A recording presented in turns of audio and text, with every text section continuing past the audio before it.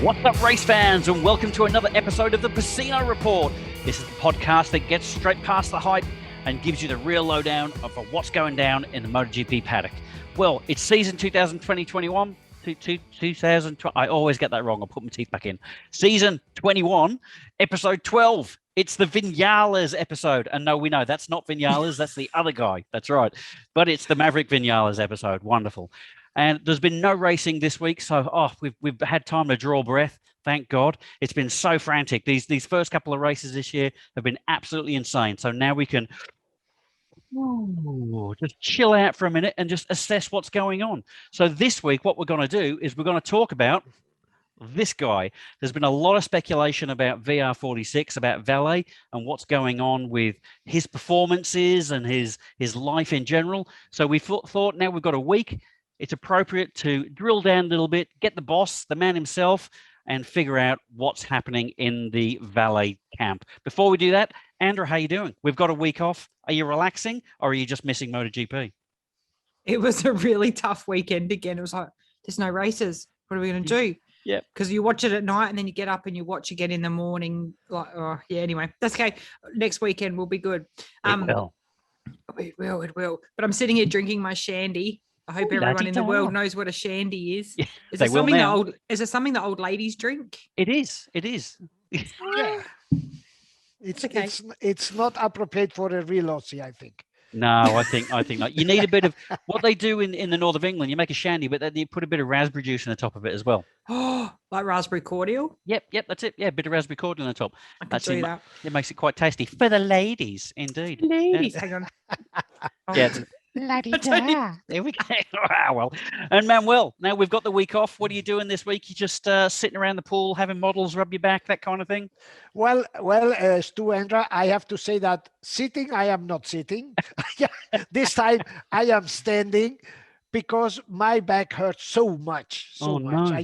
All that time on the bike last week. It's all that riding. I know that everyone thinks that's because of the bike, but it's not because of the bike. It's because I'm sitting and writing like a hostage here, like a prisoner. But the best way I feel is just standing or laying. Probably the best way to do it. I can't do this laying, so I am standing. I'm sure you can have a go. Well, as you say, you've been sitting, holding yourself hostage, writing all these amazing articles. We have been privy to see one of them that was written about Valet in the last few weeks or months, and you shed a little bit of light on what's going on with some of his performances. So perhaps we can start there, Manuel. What do you think about his performances? And not just this year. This year seems to be an extension of last year. He really started to have a bad year last year. That's right, and he hasn't done any better this year. So what do you want to start with? What do you put this down to? Yeah, I think we are talking about this man because everyone is asking themselves what is happening. How can he continue like this? Should he quit or should he whatever? And the performance of Valentino is really discouraging. You say in English? Yes, discouraging. Yep. Because we have seen him always at the top and seeing him now position 15, position 17.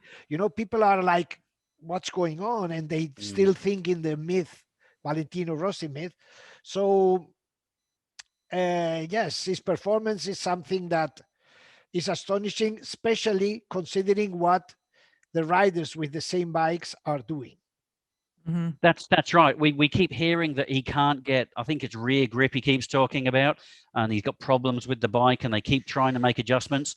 But if you have a look at what all the other bikes are doing, and it's not just the fact that he's in a satellite team.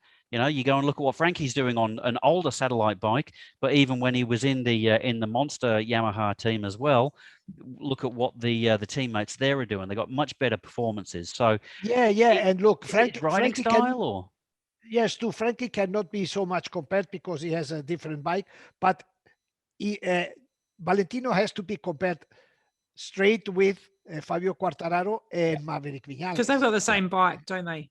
Exactly. They three have the same bike. And you have seen Quartararo has almost won the three for last races. Their last one he should have won.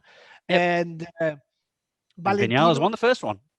and Vinales won the first one. So they won 3 out of the 4 first races, the same bike. And Yep. he has done his best position, I think, in racing has been 12th. Yes. And in practice, I think it has been 15th. Yeah. Mhm. You know, He got That- fourth on the grid there at one point because he got a toe oh from yeah, somebody. yeah, it's true. Remember that True. one? That Yeah. was because And everyone was like, oh, he got a tie. You say a tie or a a toe. rope from Yep. Yeah, a yeah. toe from Pecco Bagnaia, you know. That's it. Yep. Yep. But that was not the reality. We have seen him in practice sessions in position 21, 22 out of 22 riders, you know. Exactly. So this is really worrying. Okay. So can I just ask a question? When did things Yeah. change? Because I've obviously only been watching MotoGP for a year and a bit now. When did things change? Because look, Andra, if you go back last year, for example, you go back in Barcelona, he fought for the win with Quartararo until he crashed. Yep.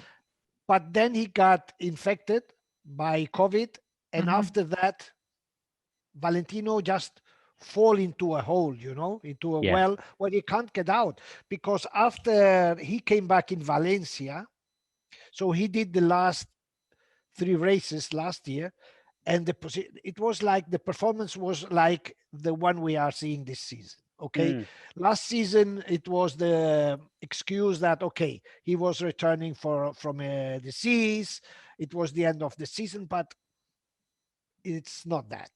And Stu, and you say rear grip, and there must be something more, you know. Yeah, there's got to be, and you've hit the nail on the head there, Manuel. When he came back from COVID, he just hasn't been the same person. Exactly. I mean, do you think it could actually be an age thing catching up with him? His body just can't recover to the same level that it was beforehand, and that's just really accelerated that drop off. Look,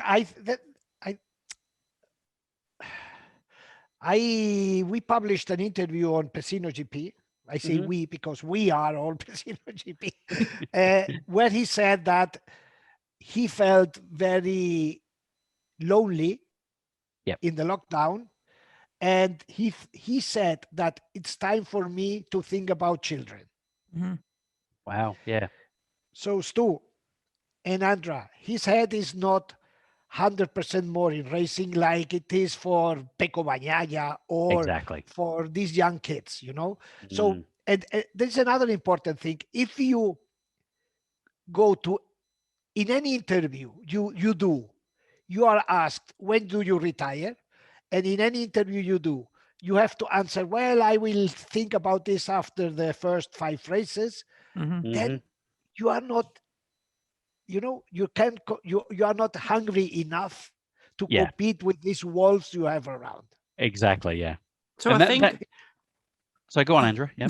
No, I was just going to say I've got a couple of things. So, like we've spoken about, I think I raised it last week and I was wrong, but I'm going to bring it up again anyway, about the bikes, like the way from when I think I was about to say, I remember when my grandma was born, they had horse and cart.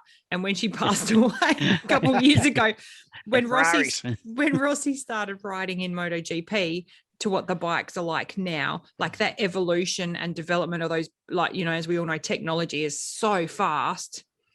Could it be the fact that he's just not kept up with that as he's aged? And, you know, we're talking about Fabio last week and the bikes and the pressure on the body. And could that be an element of it too?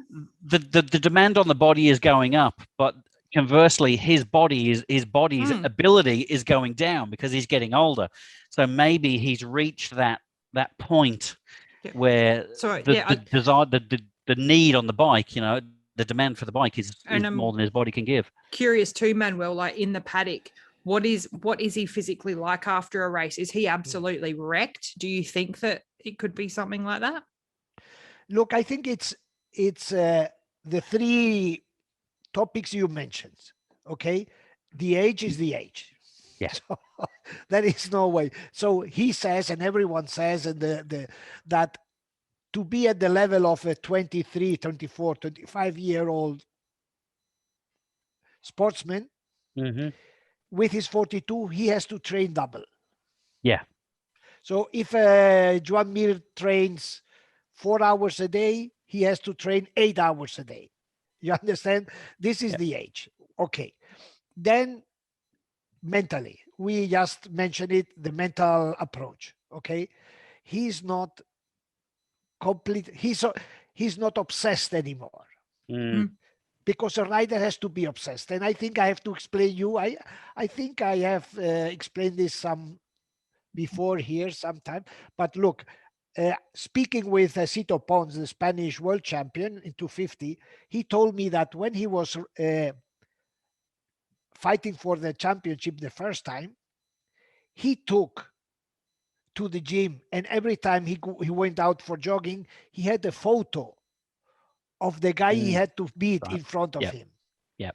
So he was like in the gym, exhausted, and then he looked at the photo and he said, no, another 10 times, because and this, like he said, I woke up and I had a photo on the on the side of my bed. It was like keeps the fire. It has to be an obsession to be a champion. And Valentino, having been how much 9 times world champion, and now he has a serious girlfriend. He says he's thinking in having kids. He's got other plans. He's got his VR46 team. Doesn't he want to do car racing? Like but Andra, but let me finish. Then we are the technical part. What you mentioned, Andra. He has changed so much in this. I think this is his 20th season. Oh yeah, I think 20th season. That's about right. In the championship. He has changed so much his riding style. So one of the big things of Valentino, he has adapted to all these changes that came from the 2 strokes to the tire changes. And, if you see a photo of how he rode 15 years ago, now they put the elbow on the ground. Now that was impossible to think about. So, and the electronics, he rode bikes without electronics. He rode different tire makers. So he has been adapting. But at this point, I think that even mentally, he doesn't have the motivation to readapt if he needs. Exactly. And I tell you, just to finish it, I have spoken with people very, very close to him, to one of his hardcore friends. And look what they say. They say, yes, Valentino has problem with the rear grip, and probably he has to change his riding. This said by people who live with him. And then I said, and then look how they look at it. Then they said, yes, but when the VR Academy goes to Misano, they go every 2 weeks to Misano with street bikes to ride. Okay. And then they said, yes, with the street Valentino is still faster than Morbidelli, than Bagnaia, and they stick on that. They still, he said, when they comes to street bike, he's still the fastest. Yes, but on the tracks is different. So is that technology because a street bike's a street bike, or probably because they are not so demanding? Yeah. That's that point slow. that you're making there. Yeah, exactly. That the bikes have evolved to such a point where 21-year-old Fabio, who's fit as, and he runs like a machine, doesn't he? How fit he is, and he struggles. How does a young 41, 42-year-old? Yeah, but the problem is that there is a moment where you have to close your eyes. You have to don't think about if I get hurt, if I crash. And the young guys, the guy who wants to be world champion doesn't care. You think that Jack thinks Jack doesn't think Miller, but Valentino, when it comes to a point, probably said, is it worth? This is like, it's kind of sad to talk about this because I know, I think everyone's coming from a good place where they don't want to see such a legend, drift off and leave in this way. But at the same time, I take comfort in this, and I'm getting touchy-feely, Manuel, that if it's nice if Valentino Rossi is realizing himself that it's time to go, to be able to step away, than if he decided a couple of years back to go when he felt like he still had so much to give. Does that make sense? Like, this is probably a bit more humbling for him, and it's not going to be as hard to step away because he knows he's done, rather than forcing it, I guess. Yeah. Look, I think that Valentino has given so much to the sport that he can do whatever he wants. Absolutely. We don't have the right to criticize or point him. Valentino, if you want to race until you are 46, do it. Yeah, that's exactly right. And look, to put this in perspective, I can guarantee we're 20 minutes in here, and I can guarantee that there's hundreds of thousands of people, of all the millions of people that listen and watch the Pecino Report. There's thousands of them that are going, you pull your heads in, you don't know what you're talking about. He's still out there on the track. And yes, put it in perspective. We respect and understand the fact that he's still out there, and look, he's beating not Savadori. Terrible. He beats, exactly. He's beating Tito and he's probably still one of the best 20, 30, 40 riders in the world. Yeah, beating Tito and beating Savadori, and and look, people say, because there are people who say he is destroying his myth, right? Why? No, he will. What he has done, he did, and nobody. He can finish it off however he bloody wants. Yeah, exactly. And the thing is, people say no because it's sad to see him here. Look, as long as he enjoys what he's doing, let him do it.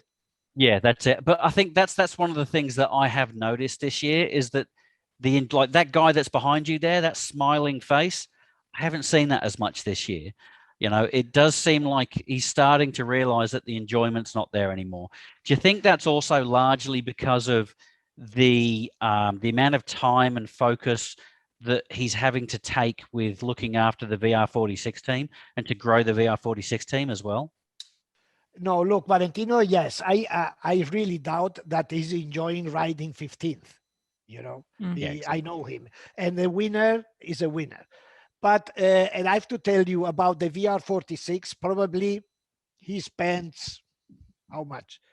5 minutes, 10 minutes a day thinking. Right. Okay. He's got people that do that.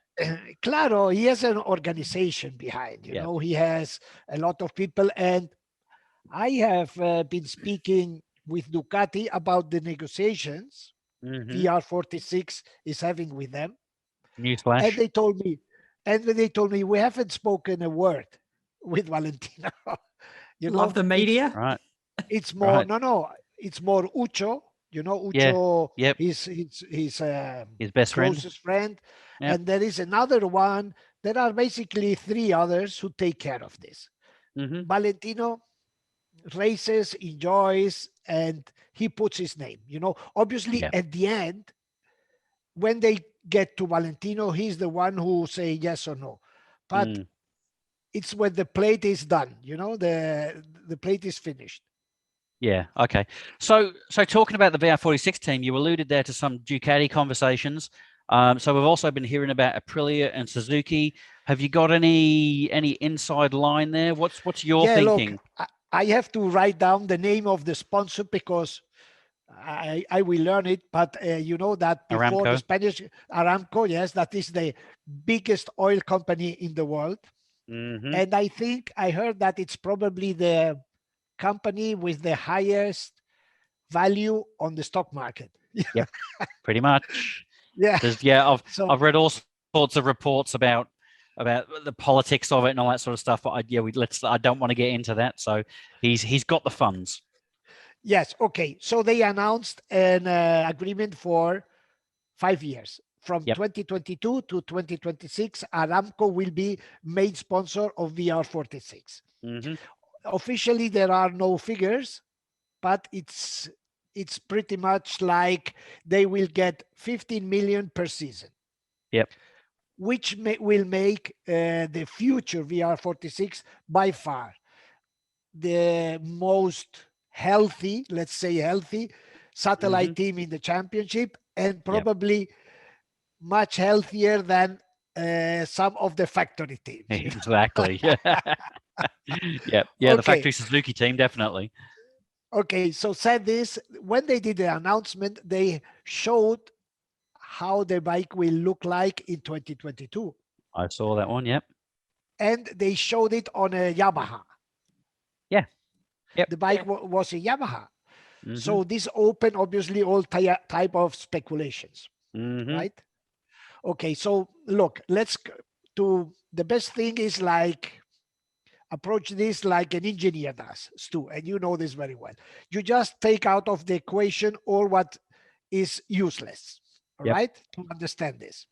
So let's have a look at the 6 brands that are in the championship to see, to try to link it with the future VR46 MotoGP team. Okay, we Yep. have 6 brands.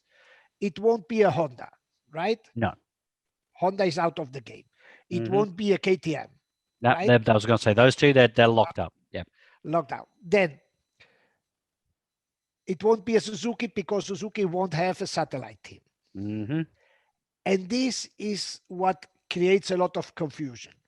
And then we got 3 left: Ducati, Aprilia, and Yamaha. Okay. The boss of Aprilia said to the Italian TV in Jerez that he doesn't think they are ready to support the VR46 Yeah. team. Aprilia is out. Hmm. 2 last. We have Ducati and we have Yamaha. And Hmm. both admit that they are negotiating with the VR46. Hmm. Basically, Ducati is waiting because the priority of the VR46 is Yamaha. Okay. Yep. That's their But they, preferred choice. yeah, but they have already negotiated with Ducati. So if Yamaha doesn't work, they know how already the approach with Ducati, Okay. right? Ah, So I was so surprised of this Mm. Yamaha option that I contacted Yamaha, because Okay. for me it was so strange, because the question is, why should Yamaha leave Petronas team? SRT. Yeah. That was going to be my next question. Yeah, a team that is 3 years old, that has brought brilliant result, Oh yeah. that has a huge sponsor, one of the biggest sponsors. can they in the do paddock, both? They can't do both. Oh, shush. and that has a big sponsor, and that has done the favor to Yamaha to bring in a Valentino, to take Valentino. So why should they leave them? Because Yamaha will never do 6 bikes. They will do just 4 bikes. Mm. So they have to choose. And I contacted Yamaha and I got a WhatsApp from Mr. Lee Jarvis, and he admitted to me, yes, we are negotiating both. It's Japan who will decide it, not Okay. us, because it's a strategic move. Mhm. Yep. It's beyond the sport. Yeah. Exactly. Right? It is. Yeah. Because look, just think it's geopolitics, more or less. Mm. Commercial geopolitics, because Petronas is very strong in Southeast Asia. It's a strong brand, very strong, big company. Hmm. In fact, I think that bigger than them, only Aramco could be, Yeah. Exactly. When you look at petroleum giants, yeah. Yeah, but on the other side, having a link with Aramco, Middle East, they are pretending to build a real motor city of the motorsport in Saudi Arabia. So what happened on the other side? Obviously, Petronas, or the team owner of Petronas, is so upset with Yamaha. He feels like Yamaha is treating him like a dog. Mhm. He's so unhappy with how Lynn Jarvis is managing this situation, he thinks. This is Mr. Razali you're talking about? Razlan Razali, exactly. Yep. So after Jerez, he flew back home. And I was told that his intention, and I can say this open because I have said this also to Yamaha, his intention is to jump over Lynn Jarvis and go straight to talk with the Japanese. Right. Ooh. Fair enough. Yeah, fair enough too. Yeah, he has nothing to lose. The same chain of command. The same that Maverick Vinales did. Yes, that's right. Exactly the same. Yep. Okay, the problem is, Stu, that the Japanese are in their golden week. They are on holidays. Oh, they are too. Yes. It's Golden Week. Yes. Golden week in Japan, and everything is closed until May 10th. I think it's today, May 10th. Oh, yep. Okay, so So he's now, basically had a holiday in Japan. yeah. And then Jarvis told me that they will start to talk now after Yep. this Golden Week. They will decide in May, and then in June they will sit down with the one they have decided with and talk. So now it's completely open. It's Yeah. between Yamaha and Ducati. Important thing. Mm. The idea of the new VR46 is not to build a huge team, a brilliant team. They understand very well that they have to learn, because it's not the same Yep. to run a Moto2 team. They know they have to learn how to manage it, how to organization, all this stuff. So in the theory, what VR46 wants, at least the first 2 years, is to be like a continuity of VR46 in Moto2. Yep. And the riders they were thinking about was obviously Luca Marini Mm-hmm. and how is the rider in Moto2? Bezzecchi. Bezzecchi. So this is Nice. a little Yep. bit the idea. And Yeah. this, I imagine, this immediately opens the questions. What about this guy? That was my next question. Oh, go on, rewind. Yeah. But So what I about asked- Rossi? Is he not going to go to the VR46 MotoGP team? Claro, this is the question. So Ducati told me there would be no sense that Valentino Rossi finishes his career on the Ducati. They admit it would be nonsense, Even it'd be all strange. his career on Yamaha. And Yeah. he finished with Ducati that way, we know, worse impossible. So they said, look, it's very unlikely that he finishes. They say it wouldn't have sense. Okay. So if the VR46 ends with Ducati, there will be no Valentino there. Valentino, you can count that he will continue with SRT and finish there his career. Okay, so we could see. So hang next year, hang on. Oh, go on, because this is, you have to follow because if not, you get lost. Okay. If Yeah. the VR46 is Ducati, Valentino will stay in Yamaha. Correct? Okay, yeah, that's Yes. Yep, go. Valentino. Yep. If Yamaha chooses VR46 as his satellite, SRT no, would go to What do they just Yes. disappear as a team? no. Or they go to Ducati? No, if Yamaha, yes, but hang on. If Yamaha decides that their satellite team is VR46, who will be their riders? One is Valentino, and the other one will be his brother. Yeah, Marini. Okay, then SRT will have to go to Ducati. Uh-huh. I'm confused. And now comes, because, okay, did we get it? Because you have to, then there are another question. There are other two. You got Morbidelli, at least looking for a seat. And Pecco Bagnaia. And Pecco, yeah. Okay, so I asked Ducati, could happen that Pecco could be a VR46 team rider?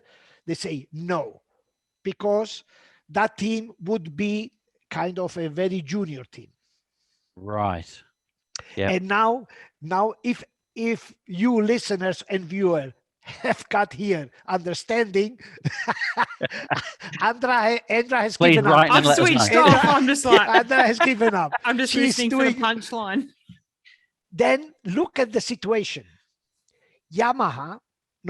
VR46 is trying to take away the satellite team from SRT. Yes. They want to push Team Petron outside. But what happens? But the owner of VR46 is riding for SRT. No. Morbidelli has a contract with SRT. SRT.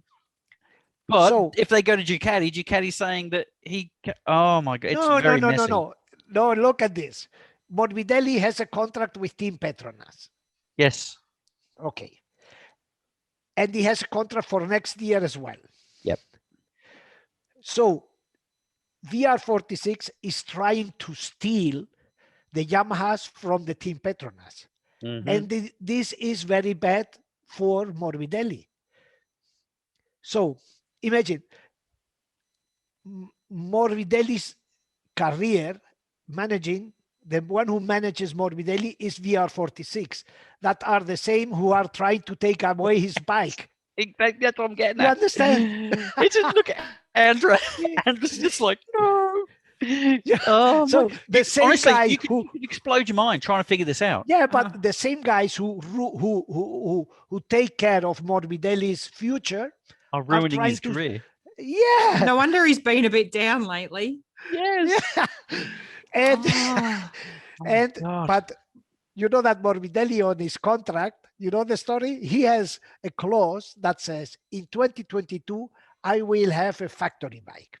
Yeah. But it doesn't say which bike. Which team or which Yeah.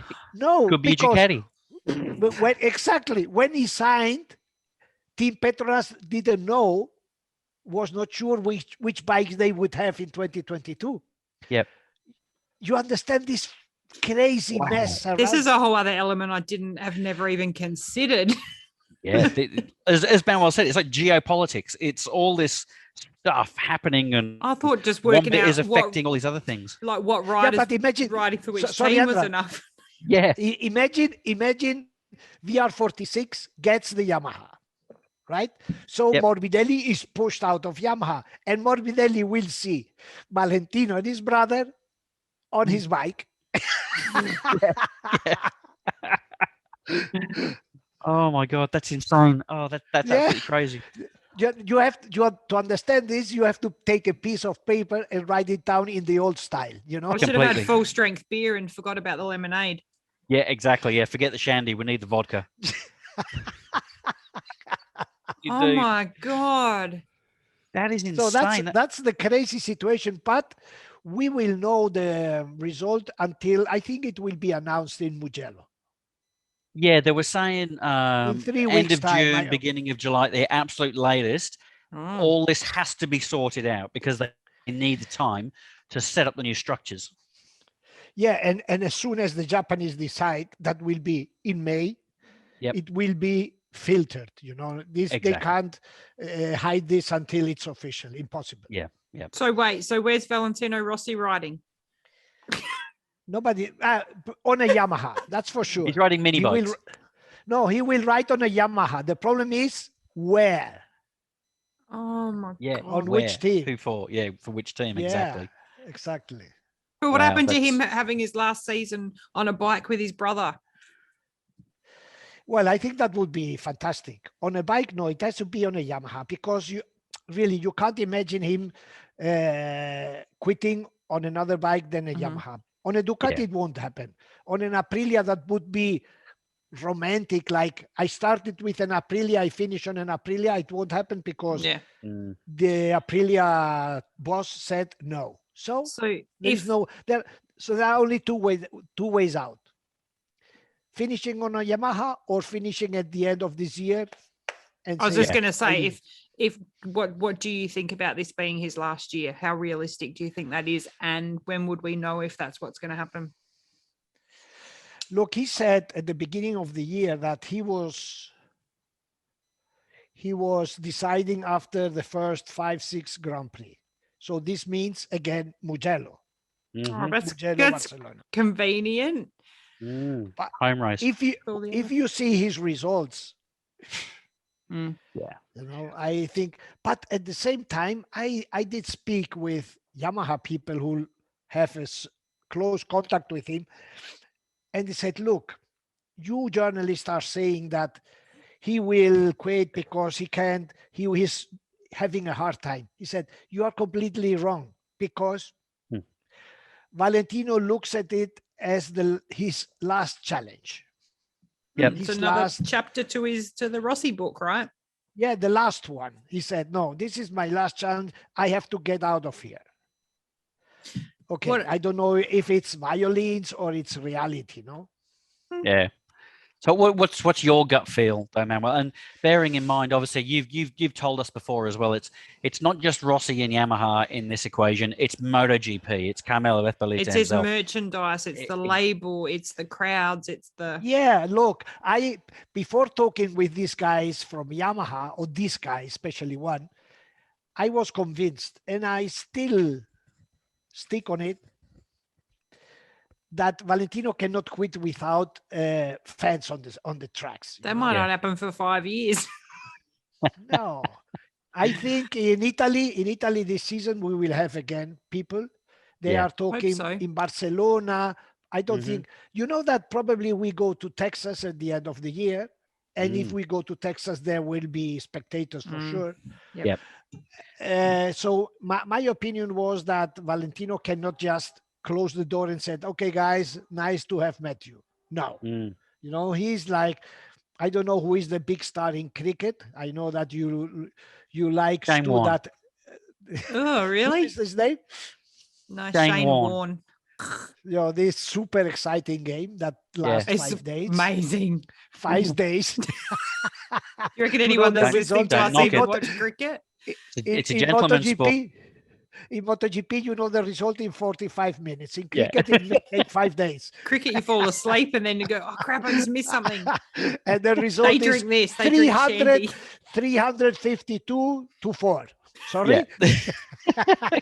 Cricket. Yeah.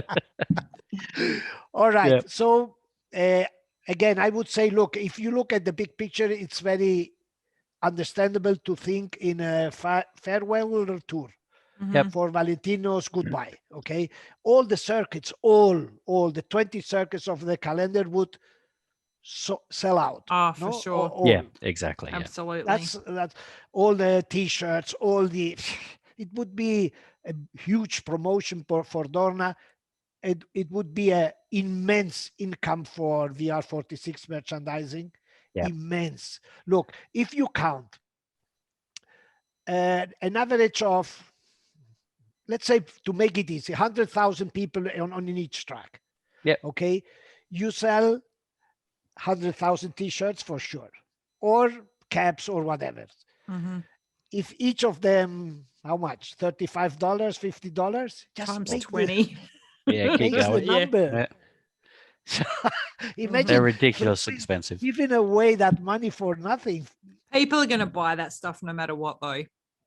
Even once he chooses to retire and off he goes. Yeah, and he's a yes, true. grandfather But or if you whatever. are at the track, You're track, gonna, Yep, you're all gonna of buy them it will, that last. True. of course, even Mm. the worst. And then the promotion, you know, for the promoters, having the full house for Oh, Dorna, for no one's Dorna, even gonna know everyone. who's winning the races that year. No one's gonna care. No one's gonna care who the bloody world champion is. It's just gonna be Rossi's last year, Rossi's last ride. No. Imagine the celebration lap, or how do you call it, Oh after God, yeah. on each circuit? It would be It's gonna be manic. It's gonna be crazy. Especially yellow, those all ones. yellow, you know. Yes, those ones around Europe where they can't keep the fans off the track. It's gonna be insane. It's gonna be Imagine the absolute- Italian in Mugello, in Oh Misano. my God! Wow. Wow! That would be People are gonna get absolutely- hurt. Yeah, madness. Yeah. And Valentino, 20 of these, 20 of these. And it will happen in Argentina. It will happen in Japan, all over the world. How Yeah. can He'll be you ready give to away retire that? afterwards. Stu, stay perfectly still. Manuel, I know what Rossi's looking at in that picture. He's like, well, why has this old fart got his arm on my back tire? He's like, get off my bike. I was looking at my picture and I didn't understand. Oh, he's like, get off my bike. Get off my bike! What are you doing? Because I'm actually Yeah, that's great. That's for those great, that don't know, I'm sitting on a sofa, so I've got a That's fantastic. it's comfy. So Manuel, what are your thoughts? Like whether it's the end of this year or the end of next year or whenever it is Valet gonna have some kind of an active role in the VR46 team moving forwards, or is he just going to go and bugger off and make babies with his beautiful model girlfriend and drive rally cars. That'd be terrible for him, won't it? Poor thing. Let me just to finish. Let me end the previous topic because about retiring with the farewell. But these guys from Yamaha, this guy from Yamaha I spoke with, said to me, "Look, Valentino doesn't give a damn. Nice. So if everyone can explain him what you mean." And Yamaha said, and we have been working for this for years because they know what this will mean for them. They said, look, Valentino wakes up one day and said, look, I have enough.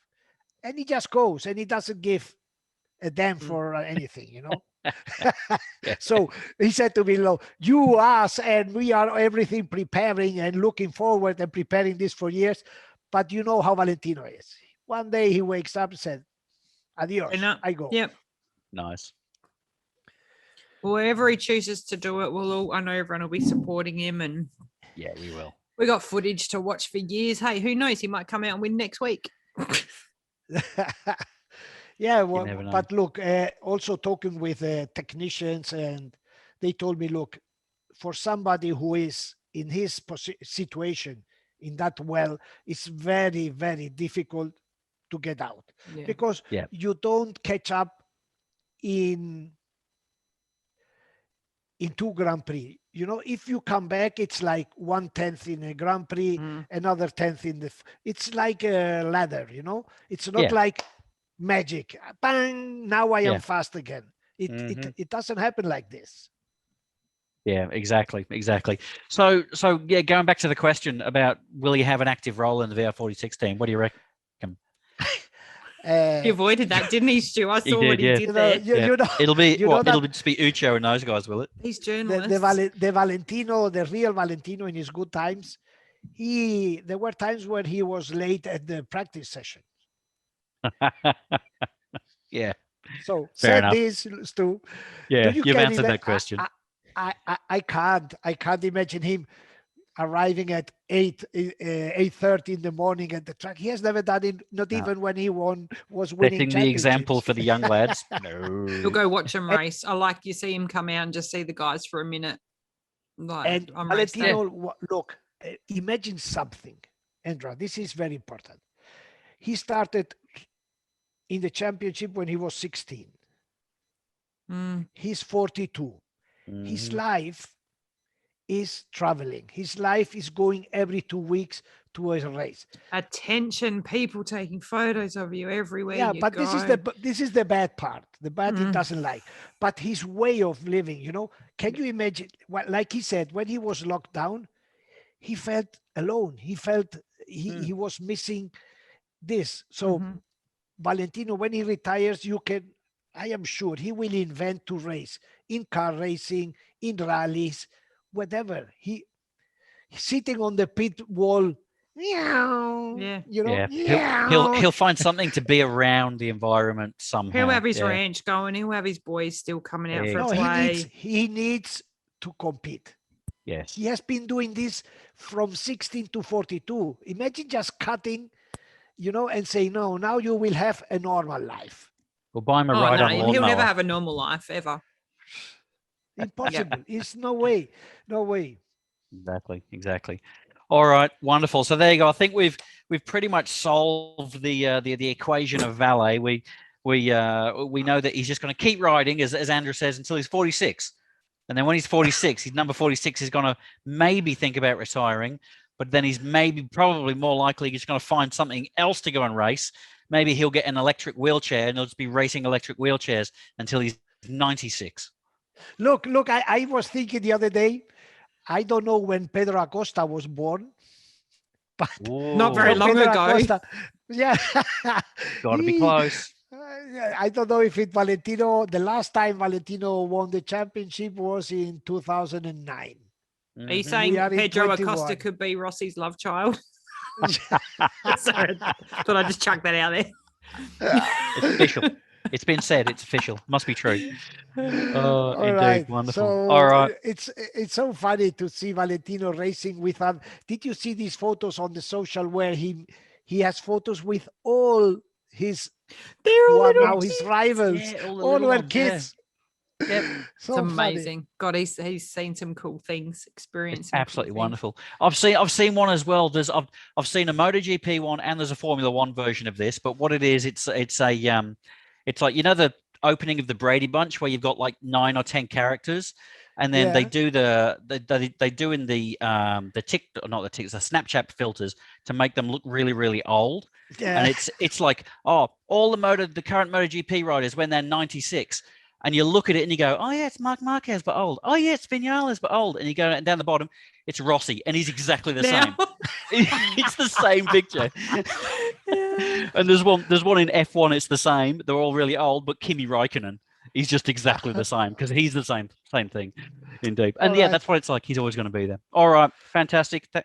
Wonderful. So Andrew, we have before we go, Oh, I was just sitting here going, oh, I feel really humbled and nice after this chat. It's a bit of a different tone. It's not sad. is. It's not happy. It's just a. No, it's not sad. You know, No. we don't have. I think people shouldn't be sad definitely not. about Valentino. No. Oh, they should be reveling in the fact that there's a guy who's holding the sport, not holding it together, but he's that central glue that anyone in MotoGP can relate to.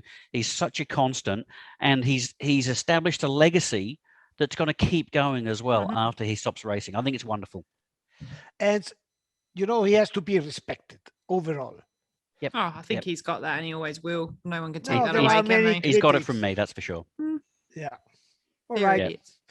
Definitely. Let's All see right. what Look, happened in Le Mans. Le Mans is a good circuit for him. He has done there very well. So Very good now, segue. after doing all this, maybe he finishes on the podium. So See, if that happens, I called it. Just reminding you of that. exactly. What are your So- tips for the weekend, Andra? Who are you thinking? Oh, I haven't What's even the thought Andra that podium? Manuel, what do you think? I want to say Fabio, but I don't know how he's recovered from his surgery. yeah, His arm it's a pump. shame. Well, he's It's- had 2 weeks. He would be 2 weeks. No, it's the next weekend. Yeah, 2 and he had weeks the since his operation surgery? last week. 2 weeks since the surgery. I mean, okay, no, but I would say, okay, I'm going Pecco on the podium. Peck on the podium. I Yep, would and- say on the and Mir. podium, Mir on podium, Peck on podium. I would say Vinales on podium because I trust. Or he has had a couple of bad weeks. You reckon he's due Yeah, a good he's- one? He's been up and then he's been back down and now he's coming back up again. Yeah, The stars are aligning. Vinales, yeah. I'm struggling with the emotional roller coaster of MotoGP, as in last year I couldn't stand Pole, wasn't a Yeah. Fabio fan. And now this year I'm like, I want Fabio to win, and Pole's Yeah. all right. I don't hate him anymore. And I like Yeah. Zarco, and I'm feeling very bipolar Oh, because I just keep Zarco. Oh my switching God. how I feel about them all. Zarco is Zarco in there, France. and you know, Zarco is- Yeah. you know, following our theory of up and downs, it's time for Rins to do a result. Now it's time for Rins to fall off again. He'll He crashed in Le Mans last year when he was fighting for the second. exactly, So- exactly.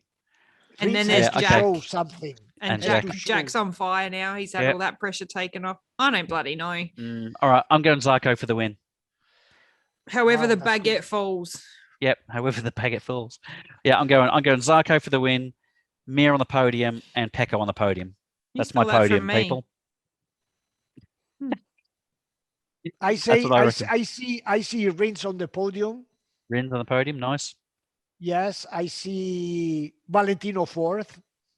I had a Oh, vision. that'd I had be- a vision. I had a vision. And the win, yes, Zarco is also on the podium. Yeah. That broccoli. What a good Oui, oui. Oh, I feel like I was just watching an episode of Cheech and Chong with you two. Exactly. Wonderful. All right. We'll get going. Okay. Andrew, before we go, you got any Oh, that's messages right. for You the, asked me for the this viewers? question Yes, before, but I did. was Yep. having a little moment. Do the like, subscribe thing. Oh, and then we have that ready. Watch this. This is going to pop up. Make sure you like and subscribe on YouTube. Just like that. I don't know which way I am on the screen. Instagram, Twitter, drop us messages, tell your friends, read Pecino. John, I give up. Someone, Every time. Get yourselves over to PecinoGP.com. Especially tell your enemies. Yes. Because probably Exactly. you will have more enemies than friends. We know. You will indeed. All right. Thank you so much, ladies and gentlemen. So make sure you tune into the MotoGP this weekend. It's the Le Mans round, not the Le Mans round. It's the Le Mans round, and we're going to. I reckon we're going to see a Frenchman on the podium. See how we go. That's our insights into Valentino Rossi. If you agree with it, let us know. If you disagree with it, please definitely let us know. Tell us your thoughts. Yeah, tell us your thoughts, definitely. And we love it when our viewers engage with us. Until next time, we'll see you all again soon. Bye. Bye. Adios.